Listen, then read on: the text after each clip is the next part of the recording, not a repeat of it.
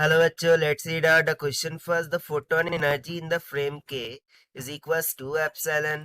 Making use of transformation formulas cited in the foregoing problem, find the energy E dash of this photon in the frame K dash moving with a velocity v relative to frame K in the photon's motion direction. At what value of v in the energy of photon equals to epsilon dash बोलिए या फिर E dash बोलिए, E dash is equals to E by two. तो देखिए basically क्या हो रहा है कि जो फोटोन की एनर्जी है फ्रेम के में वो किसके इक्वल है, ई के इक्वल। ठीक है, और ये वो हमें making use of transformation formula, ठीक है ना, हमें फाइंड करना है एनर्जी ई डैश को for this photon in the frame के डैश, यानी कि कोई न्यू फ्रेम है के डैश, उसमें उसकी एनर्जी ई डैश होंगी, तो वो हमें फाइंड करना है। और उसके लिए रिलेशन दे रखा है कि moving with velocity v related to frame k, ठीक है ना, और in the protons motion direction. और साथ साथ what value of v is the energy of photon equals to E dash is equals to E by two. किस energy पर E dash ये इक्वल होगा ई बाय टू के। सो चलिए देखते हैं हम इसको सोल्यूशन के द्वारा। But before of its let's talk about the key concept which we are going to use here for this question. So यहाँ पर कुछ कॉन्सेप्ट्स हैं जिसे हमें यूज करना होगा।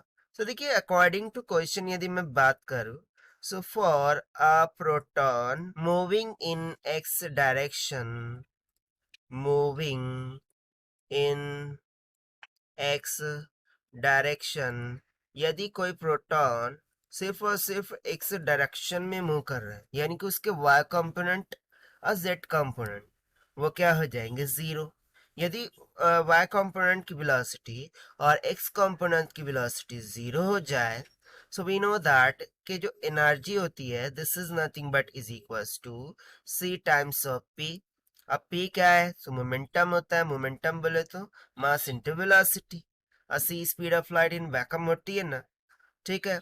सो यहाँ पर अकॉर्डिंग टू क्वेश्चन यदि प्रोटॉन सिर्फ एक्स डायरेक्शन में मूव कर रहा है, ओके प्रोटॉन नहीं फोटोन है ना, तो यदि फोटोन सिर्फ एक्स डायरेक्शन में ही मूव कर रहा है, सो उस टाइम पर मैं बोल सकता हूँ कि जो एनर्जी है वो c times of p of x हो जाएगा, राइट।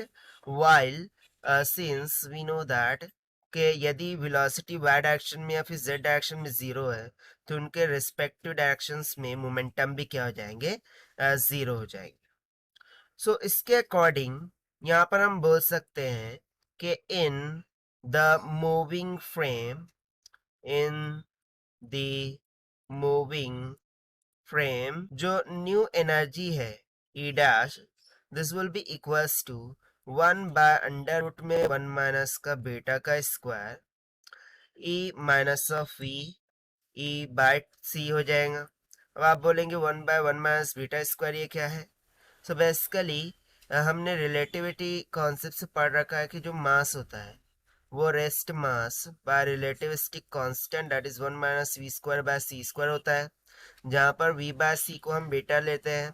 सो बस उसी कंसेप्ट से ये निकल के आया है, राइट। सो यहाँ से E dash is equals to E by two के लिए हमें चेकआउट करना है, राइट।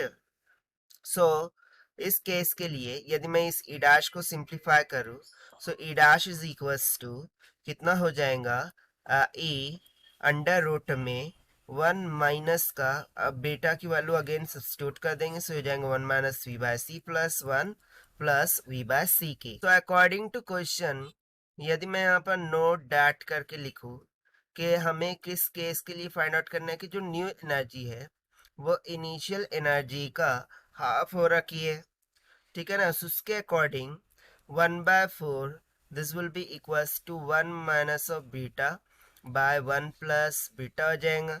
so यहाँ से बीटा का मान 3/5 निकल के आ जाएगा। दिस मीन्स दैट कि जो v है that will come out to be 3c/5 के इक्वल। ऐसा क्यों, क्योंकि बेटा v बाय सी है, तो सी उधर जाके मल्टीप्लाई कर दिया, मुझे सिंपली v का मान यहाँ से निकल के आ गया। और यही हो जाएगा हमारा आंसर फॉर दिस क्वेश्चन, जो कि हमने सॉल्व किया है by using the concept of energy equals to c into momentum. So this is the required solution. I hope you understood well. Best of luck. Thank you.